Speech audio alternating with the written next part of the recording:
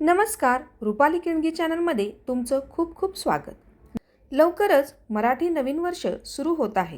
मराठी नवीन वर्षाची सुरुवात ही चैत्र महिन्याने होते आणि या चैत्र महिन्याचा पहिला दिवस म्हणजे चैत्र शुद्ध प्रतिपदा.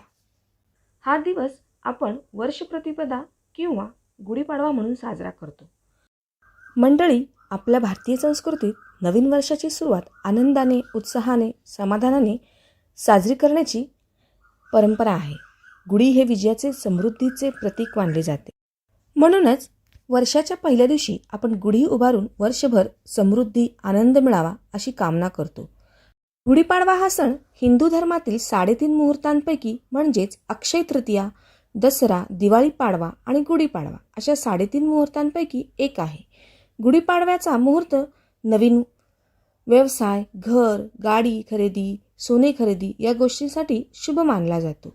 गुढीपाडव्याच्या दिवशी नवीन चांगले कार्य करण्यासाठी पूर्ण दिवस शुभ मानला जातो. गुढीपाडवा हा मराठी वर्षाचा पहिला सण. हा सण साजरा करण्यामागे अनेक श्रद्धा आहेत, पौराणिक कथा आहेत. या दिवशी मर्यादा पुरुषोत्तम श्रीराम 14 वर्षांचा वनवास संपून अयोध्येत परत आले होते. अयोध्येतील जनतेने आपला आनंद, उत्साह व्यक्त करण्यासाठी आणि श्रीरामाचे स्वागत गुढी उभारून केले होते. तर या दिवशी ब्रह्मदेवाने विश्वाची निर्मिती केली अशी ही धार्मिक मान्यता आहे. त्यामुळे गुढीला ब्रह्मध्वज असेही मानले जाते. आणखी एका प्रथेनुसार पेरणी झाल्यावर रब्बी पीक काढल्याच्या आनंदात शेतकरी हा सण साजरा करतात आणि या दिवशी चांगले पीक यावे या उद्देशाने शेतकरी शेतात नांगरणी करतात. याच दिवशी श्रीरामांनी बालीचा पराभव करून दक्षिणेकडील प्रजेला सुखी केले, म्हणून दक्षिण भारतात हा सण उगादी म्हणून साजरा करतात. गुढी उभारण्यामागे आणखी एक पौराणिक कथा आहे. प्राचीन काळी उपरिचर नावाचा राजा होता. त्याने घोर तपश्चर्येने राजा इंद्रदेवांना प्रसन्न केले आणि इंद्रदेवांनी त्याला वेळूची काठी म्हणजेच राजदंड दिला. त्याचबरोबर सुखाने, योग्य पद्धतीने राज्यकारभार करण्याची आज्ञा दिली. उपरिचर राजाने देवाची आज्ञा शिरसावंद मानून वेळूच्या काठीला सजवून भक्तिभावाने तिची पूजा केली आणि ती आपल्या राजप्रसादाच्या प्रवेशद्वाराशी उंच उभी केली. ही समाधानाची, समृद्धीची गुढी पाहून जनता प्रसन्न समाधानी झाली. तो दिवस होता चैत्र शुद्ध प्रतिपदा. या प्रसंगाची आठवण म्हणून गुढीपाडवाचा सण प्रचारात आला. 2026 या वर्षी गुढीपाडवा 19 मार्च गुरुवार रोजी आहे. पण या दिवशी फाल्गुन अमावस्या ही आहे. ही फाल्गुन अमावस्या 18 मार्च बुधवार रोजी सकाळी 8:25 सुरू होते आणि 19 मार्च गुरुवारी सकाळी 6:53 समाप्त होते. म्हणजे मराठी नवीन वर्षाची सुरुवात चैत्र प्रतिपदा ही सकाळी 19 मार्चला 6:54 सुरू होते. त्यामुळे यावर्षी उदयतिथीनुसार 19 मार्च रोजी सकाळी 6:54 नंतर आपण गुढी उभारायची आहे. आता आपण गुढी कशी सजवावी आणि कशी उभारावी त्यासाठी काय पूजा साहित्य हवे ते पाहू. गुढीपाडव्याच्या दिवशी सकाळी लवकर उठून घराचा परिसर स्वच्छ करून सुंदर रांगोळी काढावी. यानंतर घरातील सर्वांनी उटणे, तेल व कडुलिंबाची पाने पाण्यात घालून अभ्यंग स्नान करावे. घरातील सर्व मंडळींनी नवीन कपडे परिधान करावेत. घराच्या दरवाजाला आंब्याच्या पानांचे तोरण बांधावे.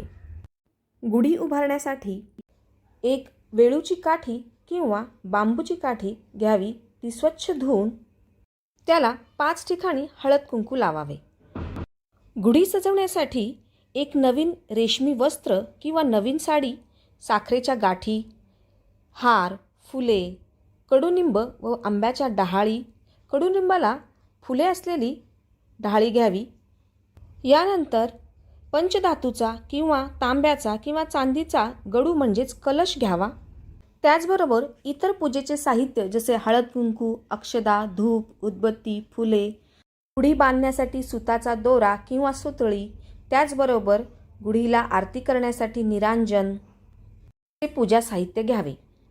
वस्त्राच्या किंवा साडीच्या निऱ्या किंवा प्लेट करून ती वेळूच्या एका टोकाला नाडीने बांधून घ्यावी. यानंतर त्यावर कडुनिंबाची फुले असलेली डहाळी, आंब्याची डहाळी बांधावी. यानंतर फुलांचा हार आणि त्यावर साखरेचा हार घट्ट बांधावा.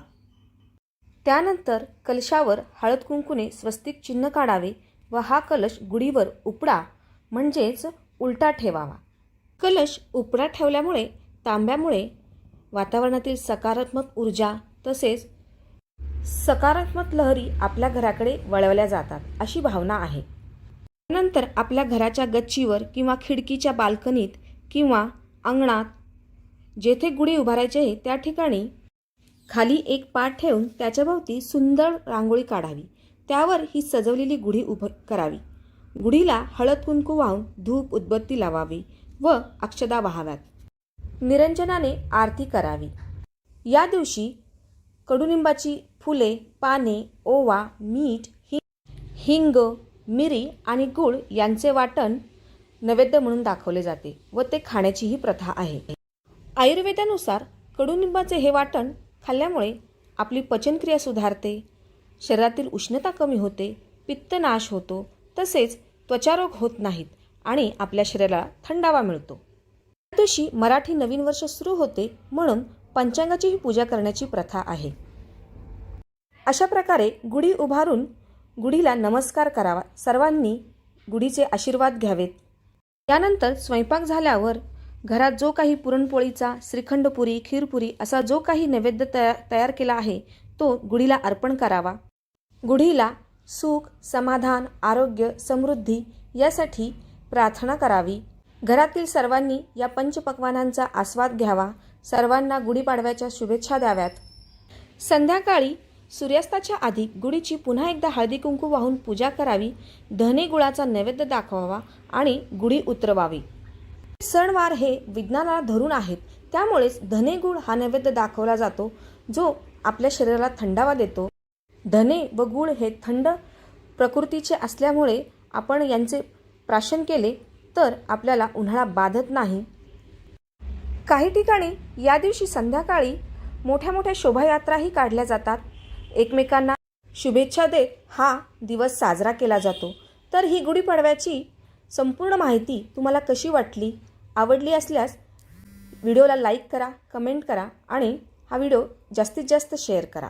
तुम्हा सर्वांना गुढीपाडव्याच्या हार्दिक शुभेच्छा. धन्यवाद.